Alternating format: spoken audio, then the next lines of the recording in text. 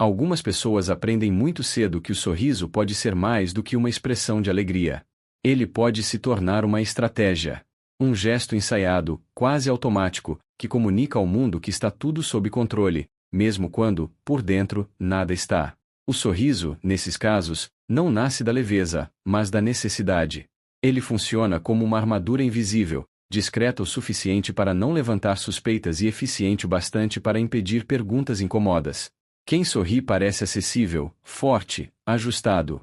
E, em uma sociedade que valoriza a estabilidade emocional como virtude, parecer bem muitas vezes importa mais do que realmente estar. Desde muito cedo, aprendemos que emoções não têm o mesmo valor social. Alegria é bem-vinda, tristeza é tolerada apenas por um tempo curto, raiva é vista como defeito e vulnerabilidade costuma ser confundida com fraqueza. Em muitos lares, escolas e ambientes sociais, demonstrar dor não gera acolhimento, mas constrangimento. A criança que chora demais é chamada de dramática. O adolescente que se fecha é visto como problema. O adulto que reclama é rotulado como ingrato. Pouco a pouco, forma-se um aprendizado silencioso. Para pertencer, é melhor sorrir. Para ser aceito, é preciso parecer bem. Para evitar rejeição, é necessário esconder o que dói. Esse sorriso aprendido não surge como mentira deliberada. Ele nasce como adaptação. Um recurso psíquico de sobrevivência. Ao perceber que sua dor não encontra espaço, a pessoa encontra um atalho, neutraliza o que sente e oferece ao mundo o que o mundo espera. Com o tempo, essa resposta deixa de ser consciente. O sorriso aparece antes mesmo que a pessoa tenha tempo de se perguntar como realmente está. Ele surge no trabalho, em encontros sociais, em conversas rápidas, em respostas automáticas como "tá tudo bem". E, de tanto repetir esse gesto, algo sutil acontece. A distância entre o que se sente e o que se mostra começa a crescer. Sorrir, nesses contextos, não é sinal de felicidade, mas de funcionamento. A pessoa cumpre suas tarefas, mantém relações, honra compromissos e segue adiante mesmo carregando um cansaço emocional profundo.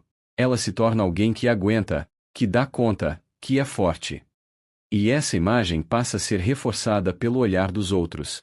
Quanto mais ela sustenta o sorriso, mais recebe elogios pela sua resiliência, pela sua postura positiva, pela sua capacidade de seguir em frente. O problema é que essa aprovação externa cobra um preço alto. Para continuar sendo vista assim, ela precisa continuar escondendo o que sente. Existe também o medo constante de ser um fardo. Muitas pessoas aprenderam, a partir de experiências reais, que dividir a própria dor pode afastar os outros. Talvez tenham sido ignoradas, minimizadas ou invalidadas quando tentaram falar. Talvez tenham ouvido que estavam exagerando ou que outros sofrem muito mais. Então, passam a acreditar que seus sentimentos são excessivos, inconvenientes ou desnecessários. O sorriso, nesse caso, funciona como um ato de proteção dupla. Protege os outros de um desconforto emocional e protege a própria pessoa da possibilidade de rejeição. Com o tempo, essa dinâmica cria uma solidão peculiar. A pessoa não está isolada socialmente. Ela conversa, participa, interage. Mas raramente é vista de verdade. Existe sempre uma camada entre o que ela mostra e o que ela vive internamente.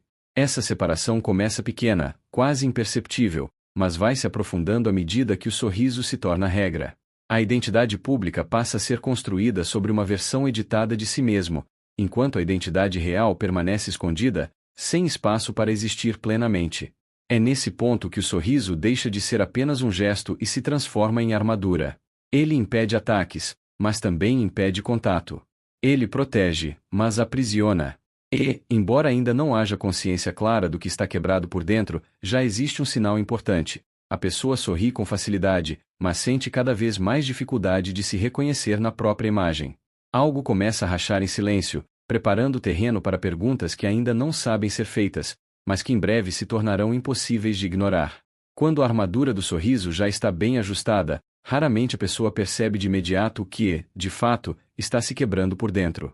Não há um momento específico, um evento isolado ou um colapso dramático que anuncia a ruptura. O que existe é um desgaste progressivo, quase invisível, feito de pequenas renúncias emocionais que se acumulam ao longo do tempo.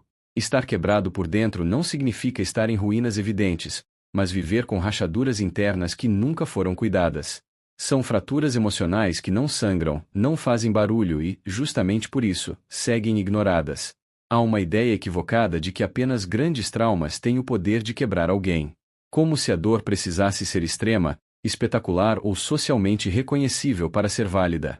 No entanto, muitas pessoas se partem lentamente, em silêncios repetidos, em sentimentos engolidos, em necessidades constantemente adiadas.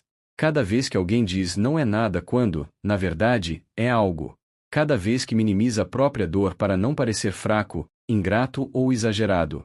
Cada vez que escolhe funcionar em vez de sentir. Essas pequenas concessões emocionais vão se acumulando até que a pessoa já não sabe mais onde começou a se perder de si mesma. Emoções reprimidas não desaparecem. Elas apenas mudam de lugar. Aquilo que não encontra espaço para ser expresso se desloca para dentro, ocupando o corpo, o pensamento, o humor. A tristeza não dita vira cansaço constante. A raiva contida se transforma em irritação difusa ou culpa excessiva. O medo ignorado se manifesta como ansiedade silenciosa. Muitas pessoas seguem sorrindo enquanto carregam uma confusão interna que não sabem nomear. Não se sentem exatamente tristes, nem exatamente bem. Sentem-se vazias, desligadas, funcionando no automático.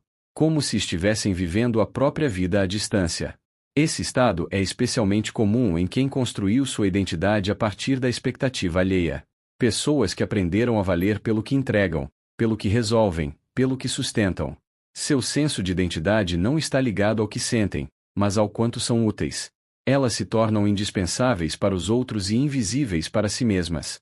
O sorriso reforça essa dinâmica, porque comunica disponibilidade, estabilidade e força.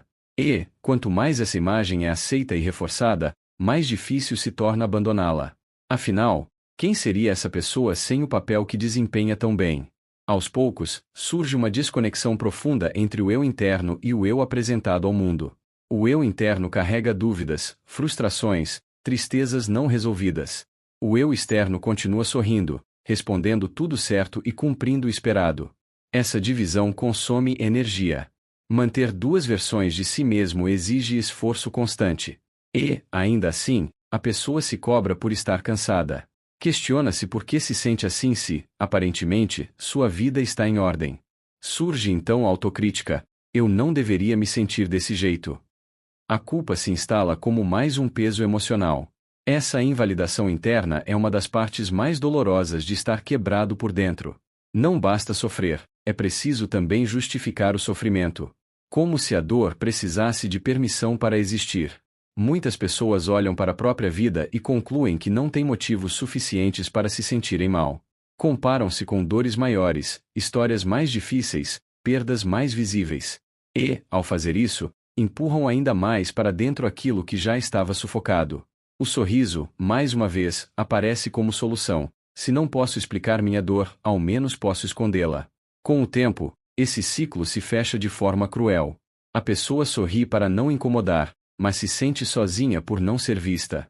Esconde a dor para ser aceita, mas se sente vazia por não poder ser inteira. Funciona bem para os outros, mas falha consigo mesma. O que está quebrado, então, não é apenas um estado emocional passageiro, mas a relação da pessoa com a própria verdade interna. Algo dentro dela começa a pedir atenção, mesmo que ainda não saiba como se expressar. E, enquanto o sorriso continua cumprindo seu papel social, o interior se aproxima lentamente de um limite que não poderá ser ignorado para sempre. Quando esse limite começa a se aproximar, o sorriso já não é apenas uma armadura, ele se transforma em uma prisão. Aquilo que antes servia para proteger passa a exigir manutenção constante. A pessoa percebe, ainda que de forma difusa, que não pode mais parar de sorrir.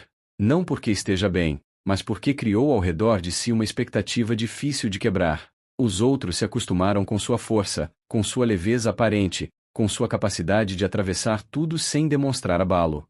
E expectativas, quando não são questionadas, se tornam exigências silenciosas. Existe uma recompensa social clara para quem consegue esconder a própria dor. Pessoas que sorriem apesar de tudo são vistas como maduras, equilibradas, admiráveis. Recebem elogios por sua postura positiva, por não se deixarem abater, por serem exemplo. Esse reconhecimento, embora pareça gentil, reforça o disfarce. Afinal, se o sorriso gera aprovação, questioná-lo parece arriscado.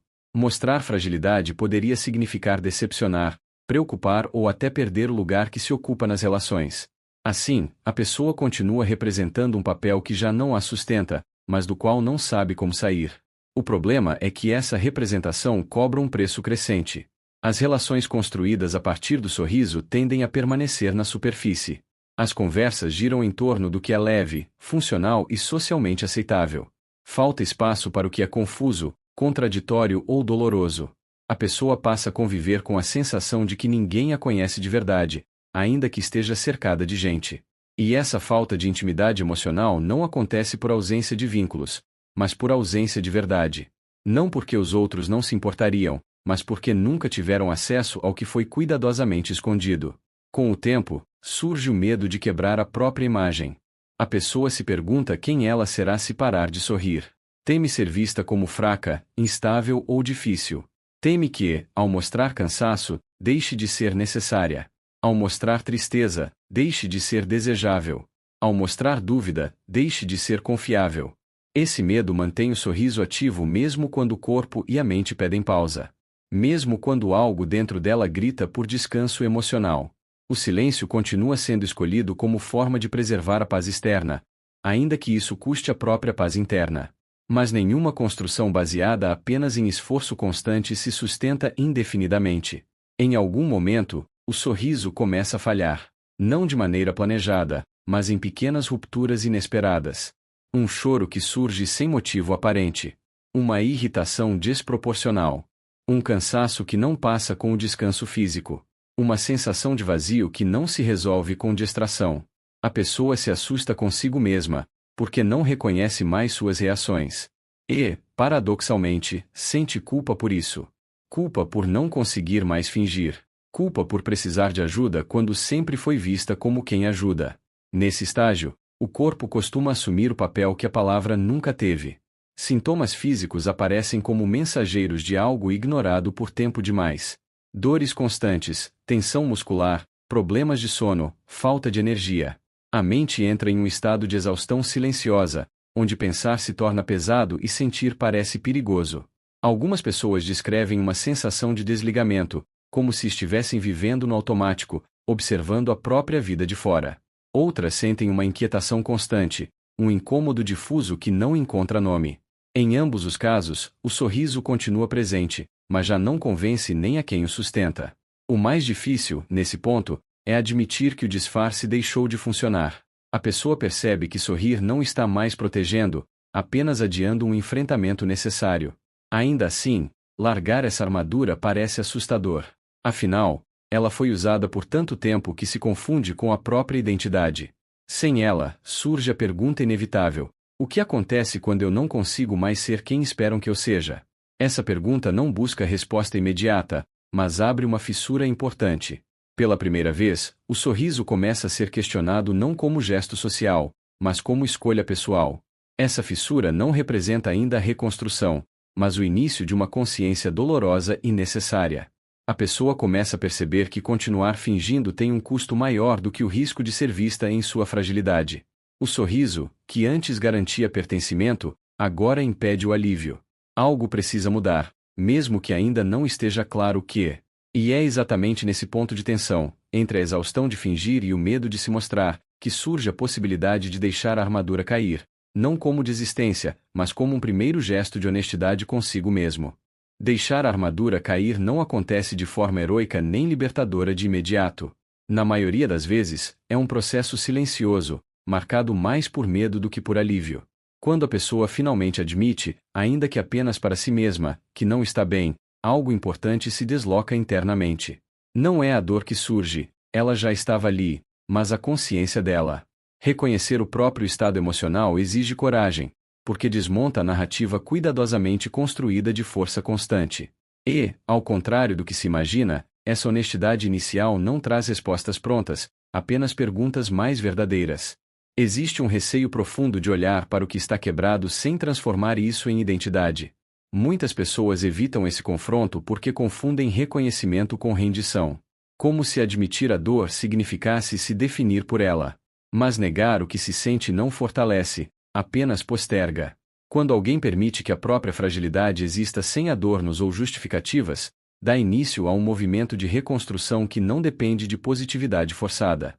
Trata-se de aceitar a própria condição humana, com limites, contradições e momentos de exaustão que não precisam ser escondidos para serem legítimos.